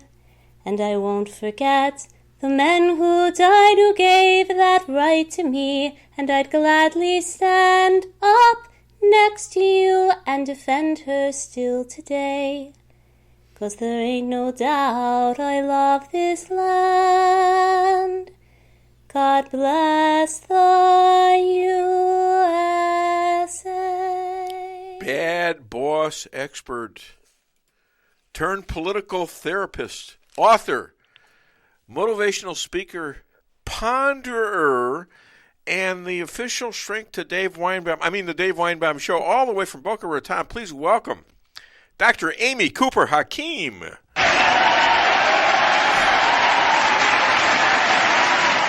Okay, Dr. Amy, so from 1 to 10, 1 being the worst, how are you feeling? 10. You're a 10. Okay, so are you feeling better about stuff than you did last time we talked? Because you seem a little bit well, I mean, if askance. We're talking from the political climate and all of that stuff, I mean, obviously, I'm very frustrated. I actually feel rather numb and disinterested, just frustrated. So I sort of took a moment to step back and just engage in a little more self-care, getting more sleep, minimizing some news coverage, that kind of stuff. Because it's really very discouraging, and to continuously wonder what could be or why or live in that state of anger and disbelief. It's not healthy to stay there for too long. We shouldn't forget, and we should make sure that Well, I'm a little concerned. Move in the right trajectory, but it's I'm a little concerned about. Overall, I feel great, though. I'm a little concerned about Elon. He seems to be taking it very hard. Yeah, he's frustrated. He's one of the most straightforward, ethical, honest people I know. And he really, very much, if someone loses, they lose fairly, that's fine, they should lose. If someone wins, they win fairly. Like, he's very black and white, and so I think he's just really frustrated and upset by what happened. It's so funny because when Trump was elected at our kids' private school, they didn't really encourage the children to watch the inauguration. Right. Parents who were Republican forced and pushed it upon administration, and so they allowed the kids to watch who wanted to, but it was more just casual if you want. So obviously with this election, it's a whole different ballgame.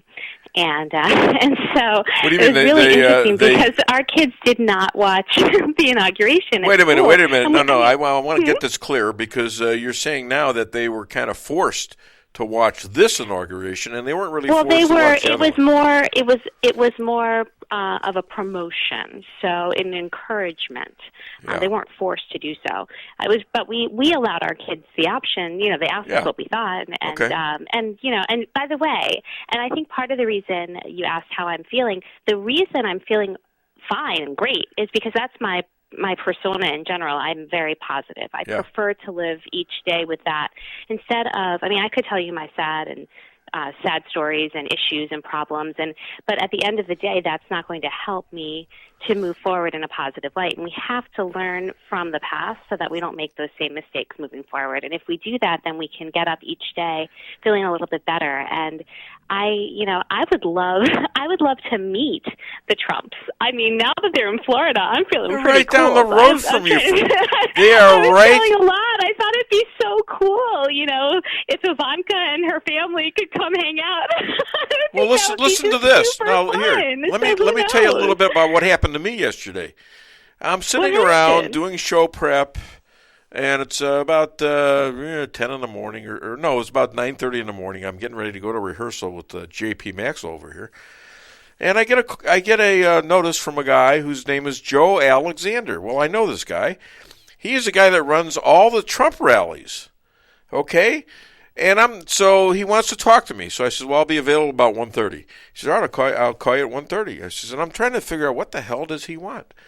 Well, I'm assuming he's out of a job now and that he's going to be running for Congress in 22, and he wants me to, pony up.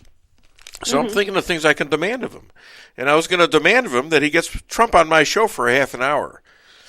So I'm speculating on this, right? So finally I get his call, and it wasn't so much that, but he did want to talk. He wanted to talk about what was going on, what went on with the Trumps. He was doing a lot of shows for Trump Jr., Donald Jr., and Eric, and Ivanka, and stuff like that. So he's got a lot of stories to tell.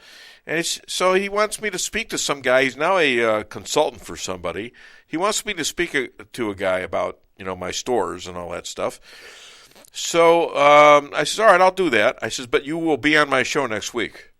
And that's next week coming. Ooh, so amazing. that's interesting. I'm just sitting there doing nothing.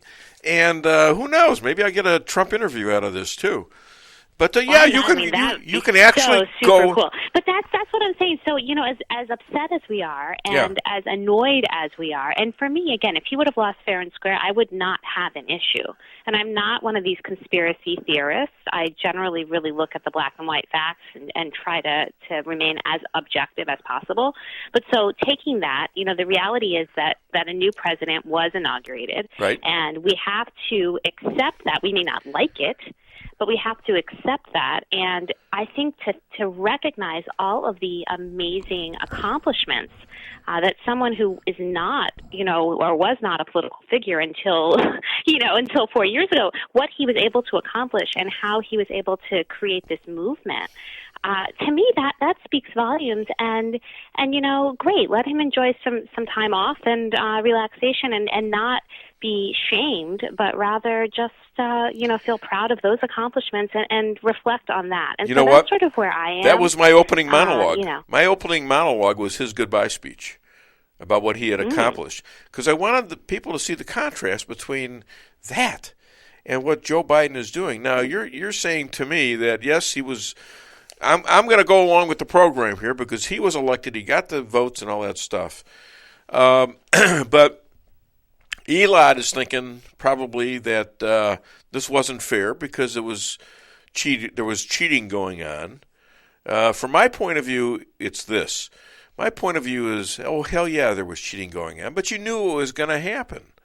You knew it was going to happen. And you should have had lawyers at all these places. Well, apparently they did have some lawyers at these places. And the lawyers would, type this information, goes right to the judge. The judge would say, yeah, you're right. You got an agreement with us. And then immediately they would break the agreement. The people, the Biden people running the polls. And then they'd call the cops, and the cops, after they got done laughing for 10 minutes, said, no, we're not coming out there. So it was a fix. And we got cheated. Now, that being said, here we go. You want to have unity in America? Do you want to have unity their way? Which is, you will stop lying about the election. You will stop lying about that. You might even have to go to camp. We might have to take your kids away from you. Did you hear that? Mm-mm. Really? No. You got to ask Elon. Well, see, now I'm going to put. I have to do a little bit of more reading, but I'm going to put you in a bad mood now. I'm sorry. Of what has transpired it's disgusting and it's frustrating, and my concern is what this looks like for the future. I know so many people, Democrats and Republicans, who are talking about leaving our country. Yes. And they're not saying it in jest. Yes. They mean it. It's scary. And that's really scary, and that's why, at whatever level, I feel it's important for us to hope for a good 4 years. We can say that he's not doing a good job. I mean, I hope he remains healthy, because I think that Kamala is a whole different beast, and I'm very, very scared of that. So I hope that he stays in, where he is, and that he's not ousted. That's something that I am particularly concerned about. I don't trust Pelosi, and I'm just not. And again, it's really more just from a gut, my gestalt, as compared to years of political exercises. But I am terrified about that. Well, I want to play you something, and I'm not here. I'm not here to terrify. I'm not here to terrify you. Fields were like that. But I want to get information to you. This is from Hannity. I believe it was 2 nights ago. So hit it. To restore the soul and secure the future of America requires so much more than words. It requires the most elusive of all things in a democracy: unity. This is a bunch of scumbags. That's what they are. Those are very strong words. Organized around making money. My whole soul is in this: bringing America together, uniting our people, uniting our nation. You cannot be civil with a political party that wants to destroy what you stand for, what you care about. With unity, we can do great things, important things. The president is a racist, and he is a demagogue. That is just a fact. We can do this if we open our souls instead of hardening our hearts. The question is, how are we going to really almost deprogram these people who have signed up for the cult of Trump? The last one was Katie Couric. And I'm saying this is what's going on. This is a good reason for people to be a little nervous. Because, I think we should be more than a little nervous, Dave. We have to be on our toes. We have to be alert, and we can't. I'm so frustrated with what happened in Georgia. Yeah. I mean, why can't, after 2 months, why couldn't they have fixed or stopped whatever the issues were? I don't understand. I don't get it, and it's really, really scary. Well, and I think it's kind of your fault. It's kind of your fault. Excuse me. It was kind of your fault, because you could have easily voted there. On your little vacation there when they were having the elections of the senators. Oh, that's true. There you go. So you could have helped. But we look, wouldn't do that because we're not Georgia citizens. You're a very positive person. You're a very cheerful, positive person. You want to believe the best out there, but realism kind of slaps you around a little bit, and then you got to deal with it. And that's what we got to do now. And I feel better now. I feel much better because Biden has shown what a dumb, he is, by destroying as many good things that Trump. Maybe if Trump did a few bad things, I could understand it. But he is destroying the country. Okay, and it's pretty obvious. About unity. I mean, and all of that is just political talk. And one thing I never appreciated about Trump with his presidential appearance is the way that he was crass and not always speaking in a respectful manner. I really don't think that that's refined, and I appreciate that's his persona and what got him where he was, from a business standpoint and even in politics. I appreciate that helped to, promote his movement. But personally, that's not a feature, an aspect of Trump that I particularly love. However, I think at the end of the day, he did his job, he did it well, and I think he was one of our best presidents we've ever had. Yeah. And I would vote for him 500 times over. Yeah. But I do appreciate Biden's more subdued, calm way that he presents himself. However, he stutters, he misspeaks, he mixes things up, and I don't feel that he's honest. So I think despite the fact that Trump might come off as crass or harsh, people generally could believe that he believed what he was saying. Well, and I don't get that but feeling he has also from Biden. said, I feel like it's fake. And I think that there's such a stark difference between the two. Yeah. I really think that he is going to, if there's no competition. Because Biden, he will on his own fall. Biden is beginning to say things like the Trump supporters are white supremacists. Now, are you a white supremacist? No. Am I a white supremacist? I don't think so. JP, you white supremacist? I don't think so. Lisa? I'm not. No, she doesn't even like me. I'm Jewish. What? No, That's I'm not kidding. true. I'm kidding. Oh, stop it. It's a joke. Anyways. No, but that it's scary. And that's Yes. the thing, when you look at it that way, I'm so proud of our 16-year-old in high school. He speaks up.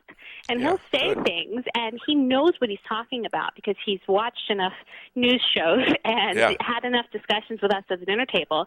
And while it happens that he's in the minority in his class, they do have political discussion, and he has strong and valid points that he makes. And I think that we just have to keep pushing forward in that way. But I think when it comes to voting, that's got to be something that we fix. We've got to make sure that issue is solved before we have our next election. Yep. And that's scary because otherwise we're just going to continue to see this. And you can't have so many millions of people, lawfully, legally voting for someone and then not have him in office.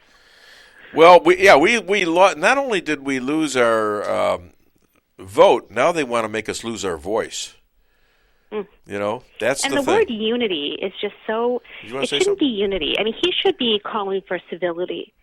He should be, unity is when we're all joining hands and singing "Kumbaya." He's calling for unity of the Democrats. He's calling for the unity of the Democrats against the liars and the white supremacists and the people who are black who are really white supremacists. Now, that's the new one, is black people who supported Trump were really white supremacist supporters. Okay, this is how nutty they are. You're dealing with real the nuts. whole beauty of living in a democracy is that we should be able to have different opinions, and at the end of the day, there is a peaceful transition of power, and you move on. Yeah, and you're that's allowed not to happening. say, I agree with this, I disagree with that, okay, Right. but we can still coexist. And we can coexist civilly. And that's the thing. We don't have to be unified. Ideally, that's what we should be. We might have a unified goal of one America. But the reality is that with these incredibly vast and different practices, and, there's no way that you're going to have kumbaya and holding hands. It's just not going to happen. Yeah. So I stocked up on some face masks just in case we're mandated to do that again. We are mandated, by the way. Did you know we are mandated for that? And the one guy that asked this question yesterday, Peter Ducey, Steve Ducey of Fox News' son, he got to ask this question of Jen Psaki, the new news gal there. And he said, we have now a federal mandate from signed by the President of the United States that we must wear masks.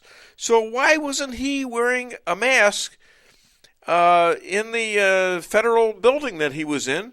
And by the way, why aren't you wearing one too? And she didn't. She stumbled for a few minutes. Well, we need to talk about more important things than this. But why did he just sign the mask thing? And why aren't you doing it? What is that for us and not for you? That kind of thing. Hey, JP Maxwell here wants to say something. Well, so there is definitely a double standard because, part of the push here is they're talking about that since Kamala Harris is now the VP, it's a sign that, the women's movement coming forward and young girls can look to her as a role model. Well, I remember Sarah Palin running in 2008, and if she had won with McCain, the rhetoric around her was very different. Oh, yeah. Just because she was conservative. I remember that. So where was that, 12 years ago? Yep. Yeah, and she's, at least the little bit that I know of her, I found her to be much more of an upstanding citizen than Kamala. Kamala's scary. And how many black men I don't that she has want my put in daughter jail? to be like her. I don't aspire to be like her. No. She's not someone who I look up to at all. I think that they could have chosen a much more qualified female vice president to There you promote that women can be in office. Great, but I mean, obviously I'm a woman, but I don't think that I should be given a role because I am. I think I should be given a role because I'm qualified, and I don't think that she was the right fit. There you go. All right, Dr. Amy, other than DaveWeinbaum.net, where can people find you?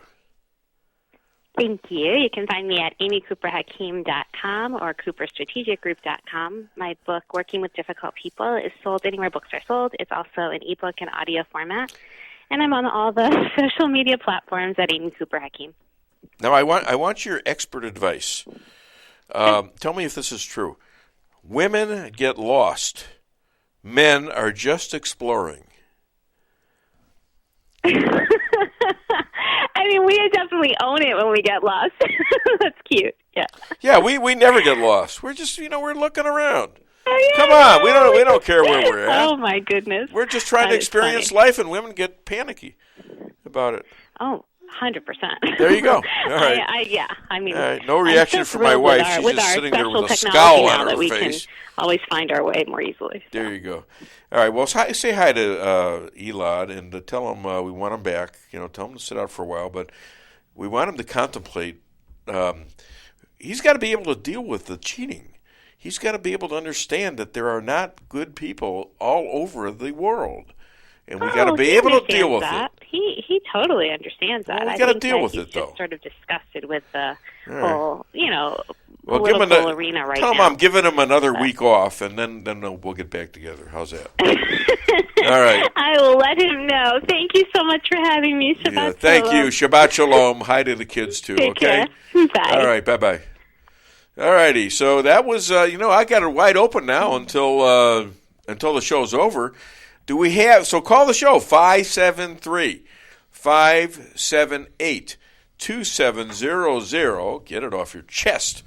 Do we have anything on Facebook? Yeah, so Bob Brown had made a comment earlier that, in his opinion, our justices were scared of going forward because the riots that would have happened if they had pushed Trump through and not certified the election for Biden. And probably agree with him on that maybe that was a concern of theirs. And then, of course, our very own JJ saying that he loves the show, and JL saying good morning to Lisa and then the other two of us. So, yeah, thank you, JL. Is he calling? I wonder. You can call now if you want to. Yep. Yeah, bring some fresh material, though, will you? For God's sakes. Yeah. We already heard the calf one for decaf. Come on. Well, and I have a joke that I can share, too. Oh, yeah, while we're waiting. Go ahead. Why don't you go ahead? So in this car, you have a Hindu priest from India. You have a Israeli rabbi, and Joe Biden all in the car. And the car breaks down. They stop in front of this house, and it's an old farmhouse. And they go knock on the door, and farmer opens the door, and they said, "Yeah, could we stay the night until we can get our car fixed and get out of here?" And he says, "Well, yeah, that's fine, but I only have room for two of you. One of you have to sleep out in the barn." The Israeli rabbi says, "My people, we wandered in the desert for 40 years. I can deal with one night in the barn." So he goes out there, and a few minutes later, there's a knock at the door. Farmer answers the door, and he says, "There is a pig out here. I cannot be out here with a pig. It's just against our tradition." So then the Hindu priest says, "All right, well, I'll go do it." So he goes out there to the barn. A couple minutes later, another knock at the door, and the farmer's getting a little bit frustrated and opens the door, and the Hindu priest says, "Oh, there's a cow out here that are sacred in my country. I can't be out here with it." So finally, Biden, he goes, "Well, I guess I'm for the people, so I'll go out there and I'll stay in the barn." And so he heads out there, and a few minutes later, there's another knock, and the farmer's just, "What now does he want?" Opens the door, and the pig and the cow are standing there at the door. Okay, I thought that was pretty funny. I like it. That was pretty funny. All right. Even Lisa's smiling. Honey, they can't hear you laugh, though. You got to even, My mic's off a lot, isn't it? Oh, okay. Why would your mic be off? I don't know. Huh? Maybe I'm noisy. I mute us in between, but then, Yeah, Yep. Yeah, no, honey, you can talk. Yeah. Are you kidding me? You're a big part of the show. Yeah. So anything else on Facebook? Well, my mom just said that she's enjoying the show, and Good. I told her, I actually texted her and said that you mentioned something about her maybe calling. So yeah, if you're I'll see going if to she calls. call Pastor Pat, we want to know where God is going with this. Okay, because we had all these people saying all these things were going to happen. Oh my God, they're going to have. Where's the National Guard there? Well, they're really backing Trump, and they're going to do stuff. These people from England and all sorts of things. I've been getting stuff. Hello, hi there. Welcome to the Dave Weinbaum Show. What's your name and where are you calling from? Hey, Dave, it's JL. How you doing today? I'm good. How are you? Fantastic, but I'll get better. Oh, no, I don't think you will because you're just demented. Well, I copy you, Dave. I mean, what the heck? Well, I admit to it. I just did, too. Hey, buddy, I got to tell you something. We're talking about people being laid off now. My friend over in Salem, he messages you on occasion anyway. He was telling me it's 15,000 people that lost their job over the pipeline. Yeah. Okay, 15,000. 12 or 10 and but there's a million more that are going to lose their jobs because they're going to cut all the gas mines, all the gas and oil mines in federal land. Oh, that's just the start of it. Now, this friend of mine also said my daughter-in-law over in Illinois works for a Casey's. They got a letter from the head office. Yeah. Saying expect gas prices to go up to around $4.50 in the next 3 weeks. Yeah, there you go. I mean, there's a right there. That's a direct tax on the middle class and below. Okay, those are the people that are really going to get affected by this. They were supposed to be for the first class, for the middle class. They're not. Donald Trump was for the middle class. Yeah, that's the bad thing about all this is it's supposed to be for the middle class, and the people that's raking us over the coals. Yes, you know what I mean? I know what you mean, and then the coal miners are going to get upset because they're going to lose their jobs. Oh, speaking of coal, yes. They're done. Philadelphia, Pennsylvania, the coal. I mean, that's where Trump nailed this guy into telling him that he was going to bankrupt the oil business, the coal business, everything. They're gone. And this is a guy who's supposedly from that state, Scranton, right? Yeah, really, Dave. I mean, it's like a sad really situation we're in. How are people who are good union-abiding people, who believe in good, honest jobs, high-paying jobs, how can they tolerate this from this man who is supposedly amongst the people? Incredible. Well, that's a tremendous question, and thank you for saying that on your show, because I have friends that are teachers, highly educated. One was a superintendent. Yeah.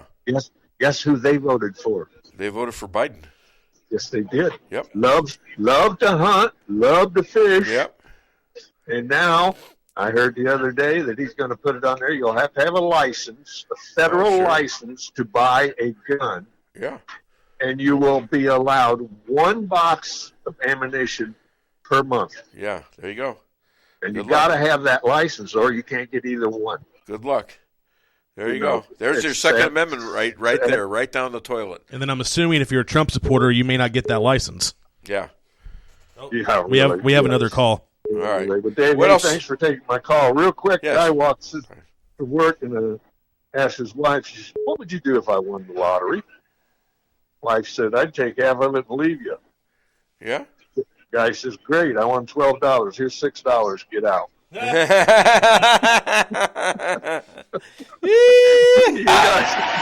have a great one. Love the show, Dave. Thank you very much. All right, 1 minute. No, you're not done. You're not done. Okay. All right. You know, I fell in love with an electric shock therapist. It was a current affair. That's currently speaking, right? Yeah, current, yes. Yeah. That was a current you guys affair. got to run. No, I don't. I'm not having an affair, honey. No, I'm sorry. It's Oh, my not, goodness. I can't even help you. I can't even keep up with you. Obviously. All right, so give them a call back, and we got to get this phone situation straightened out. We ought to be able to put people on hold. You know, I mean, we got this phone set up. So this is my mama here. I recognize the number. All righty.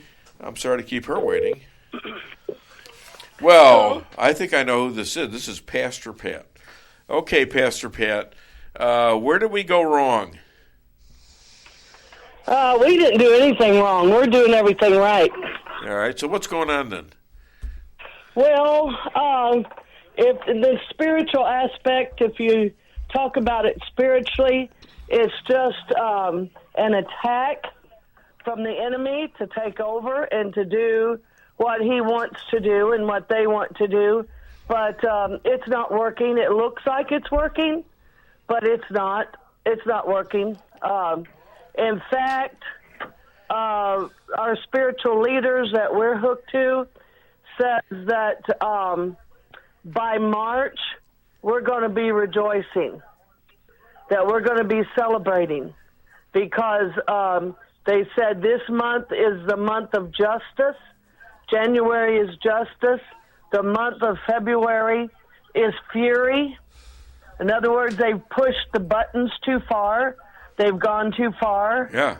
They've gotten themselves in a ditch and have really messed themselves up. And then by March, everybody will be dancing in the streets, so to speak. You know, let me ask you this. We got this impeachment thing now. They're talking about a February trial. I wonder if this is going to be what you're talking about, if Trump actually insists on having this trial and insists on being there personally as a witness and insists on bringing up everything that happened because he knows he's innocent. They have nothing on him, nothing. And he can just dump everything he wants to for the next month of his followers, speaking of Joe Biden, of his performance as president. He can just tear his presidency apart. That's how stupid the Democrats are. That's right. That's right. They are so arrogant and so proud and think that they have it all so sewn up that they're not going to catch. It's going to hit them blindsided is what it's going to do. Yeah, and it's so hard. It's so obvious to us.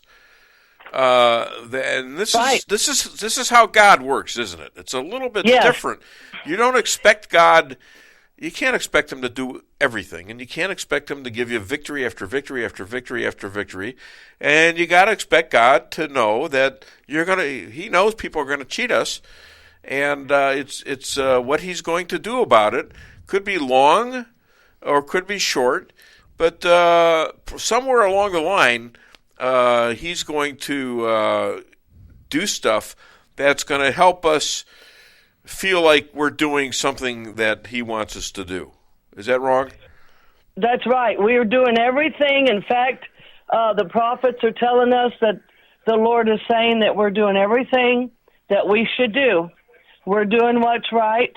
We're pushing forward. We're doing our part of the covenant, and so He will take care of the rest. And they're just putting a noose around their own neck by pushing this so hard and just doing their own thing.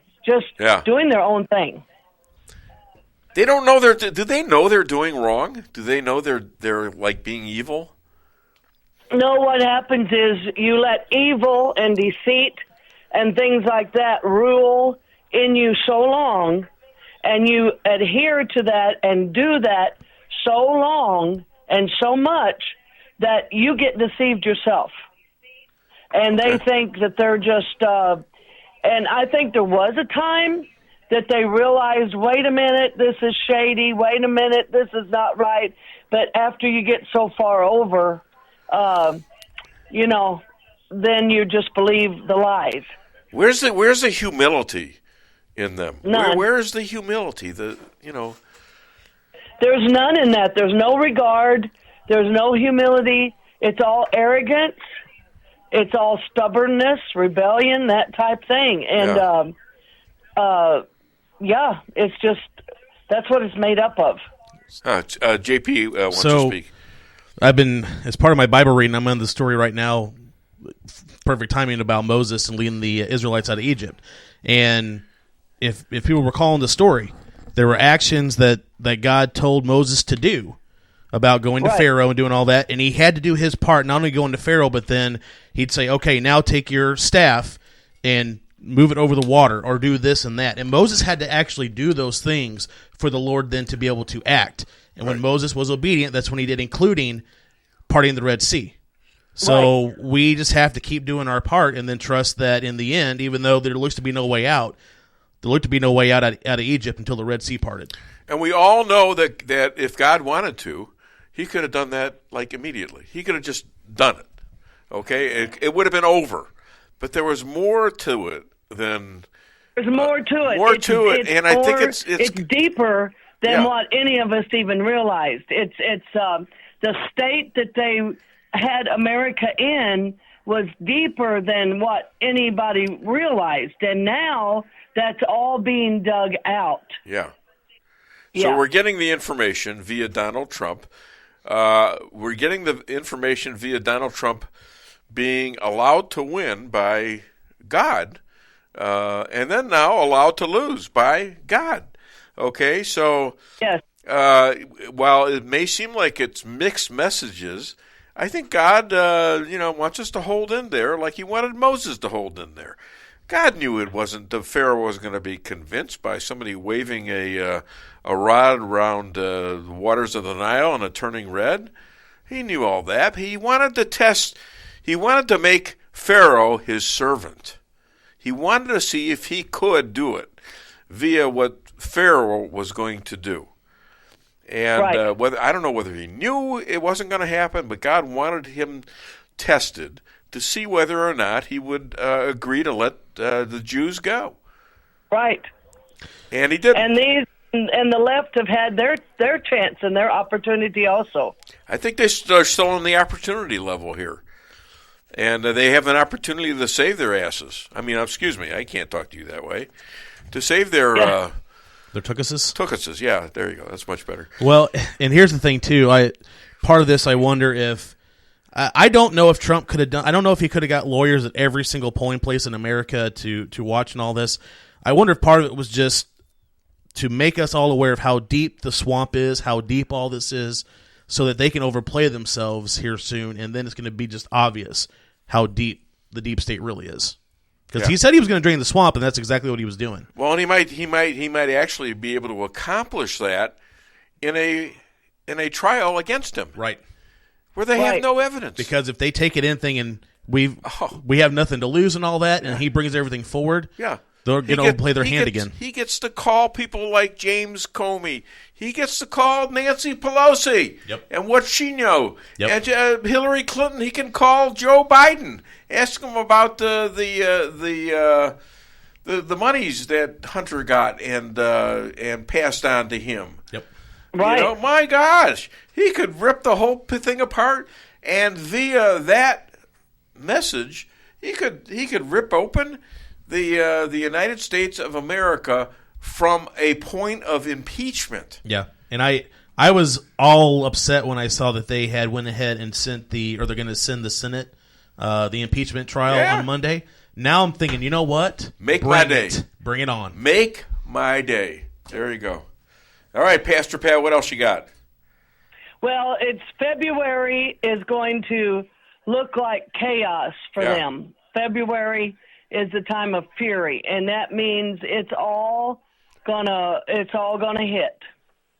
Yeah. Okay. Well, we'll be looking forward to it. And all I got to say is God bless you, and thank you for your prophecies, and thank you for being a friend. Well, thank you, Dave, for the work that you're doing. You're called by God to do what you're doing too. That's very kind of you to say that. I really think that. Now, yes, I really do, and thanks for your confidence in me. All right, my friend, you have a great weekend, and thank you for being. Thank you. You too. The pastor. I wanted you to say it. The pastor to the... No, I didn't. I just forgot the word. You blanked. The pastor. Well, he was there. He was ready at the mic, and the pastor to the Dave Weinbaum show. We had the rabbi. Yep. We had the pastor. Now what do we need? We need an imam. We need the Hindu priest that we talked about earlier. Yeah, Hindu priest. We need an imam. We need the Catholic priest. But I mean, if you look at this in another way too, I mean, it's like what Rabbi Moshe pushes, which is the idea of Jews and Christians coming together for a common good. Well, here we are, a Jewish person couple, and here we are. We're fighting the battle together. Exactly. We're fighting the battle together, and I think it's a good thing. Hi there, welcome to the Dave Weinbaum Show. What's your name? Where are you calling from? Yeah, it's Lee. Oh, yeah, good. All right, go ahead, my friend. Yeah, one of the things is I'm hearing about a lot of phobias, and I think a lot of those people have a phobia about people that's got a phobia. Okay, a lot of people have phobias about people who have a phobia. You want to give an example? Yeah, I mean, they mad at people if they're Christians. They got they say they're Christian phobias or whatever. Oh, they're Christian, like in a Christian cult, right? Yeah, so they got a phobia Yeah. about people that have a phobia. I get it. And, but, one of the things is, too, about the deplorables, Hillary Clinton referring to deplorables and stuff like that, yet at the same time, Christian group down in Alexandria, Louisiana, a good Christian camp meeting, Bill and Hillary Clinton on like 4 different occasions, there's video if you look it up, where Bill and Hillary and Chelsea are down there, and they're fine at a Christian camp meeting, but yet when it comes time to be away from there, they're calling those same people deplorables. Yeah. It's not just deplorable. Here's another word that they use. Irredeemable. That means you are not worthy of life. You cannot be fixed. You cannot be educated. You are a worthless non-human. This is what Nazis do. They take you and put you into animal form. Believe me, I'm a Jew and I understand this. Okay? History and they're doing it to shows that Christians so much. now. All we got to do is look at the history. That's right. They're doing it to Christians now. You're irredeemable. If you follow Donald Trump, and you know that it's not all Jews that follow Donald Trump. In fact, there's so many Jews out there that follow people like Biden. Yeah, but you've always had good Christians and people that are phony, and then you've had even throughout the Bible. The Bible teaches about some of the Jews did not do right, and they were God's chosen people. Of course. So that makes it clear, but that's just the way it is. I mean, you got good and you got bad, but I'm just I'm proud that you and others are still on the radio. I didn't know if you was going to continue on. I mean, it's internet thing my wife's got it hooked up to. Well, but cool. I'm proud that you're staying on. Thank you. I thought about it a lot. I thought about it, and I was really down in the dumps here. I didn't really think about I didn't want to do it. I was just feeling ill last week, and I did the show anyways, and it was actually a pretty good show. You were on it, I think. And and this week I felt much better. And I felt better. I felt like there were things I could grab a hold of, especially in the 2 days of Biden. And time kind of, it kind of melds into the argument. You sleep and you're desperate, and you wake up and the sun is out, and you start thinking positive thoughts. And then you look for the evidence, and you find it. Well, I'm hoping that something can change, but I do understand. My thinking is that maybe Trump did not have such a big concern over the cheating because I think he had confidence in the Supreme Court, which I had, and many millions of other people did. And was I let down? People that I prayed would get in there, Kavanaugh and Amy, and just like, it's like, what? It's it happened. They say, it wasn't enough cheating. No, if there's a little cheating, go look further. Just because you see one termite doesn't mean that's all that's in the house. Yeah. You got to dig deeper, and you might find it was a shameful dereliction of their duty to uphold the Constitution. I don't care what you say. That's my opinion. But and I realize it's political, but there's a Constitution too that has to be upheld, and we have to believe as a country that our votes count.